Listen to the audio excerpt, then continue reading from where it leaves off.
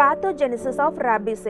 இதனுடைய எக்ஸ்போஷர் எப்படி இருக்கும் அப்படின்னு பார்த்துட்டிங்கன்னா, ஏதாவது இன்ஃபெக்டட் அனிமல் ஹியூமனையோ அதர் அனிமலையோ கடிக்கும் போது இந்த வைரல் இன்ஃபெக்ஷன் ஏற்படுது. இதனோட இன்குபேஷன் பீரியட் 20லேருந்து 90 டேஸ் வரைக்கும் இருக்கும். அதாவது இது ஹியூமன்லேயோ அனிமல்லையோ இந்த இன்ஃபெக்ஷன் போயிடுச்சு அப்படின்னா அது நம்மளுக்கு சிம்டம் காமிக்கிறதுக்கு 20லேருந்து 90 நாள் வரைக்கும் அது டைம் எடுத்துக்கும். அதுக்கப்புறமா ஃபர்ஸ்ட் சிம்டம் என்ன ஆகும் அப்படின்னு பார்த்துட்டிங்கன்னா, நர்வஸ் சிஸ்டம் வந்து இதை அஃபெக்ட் பண்ணும். இது வந்து பிரெயின் வரைக்கும் ரீச் ஆகும். அதுக்கப்புறமா ப்ரோட்ராமல் ஸ்டேஜ் வந்து 2 to 10 டேஸ் வரைக்கும் இருக்கும்.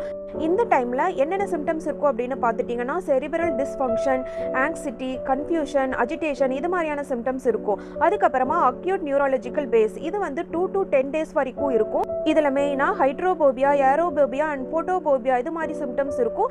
அதுக்கப்புறமா பேஷண்ட் ஆன்செட் ஆஃப் கோமா ஸ்டேஜுக்கு போயிடுவாங்க. அதாவது 14 டேஸ் வரைக்கும் அவங்க கோமால இருப்பாங்க. அதுக்கப்புறமா patients leads to die due to rabies viral infection.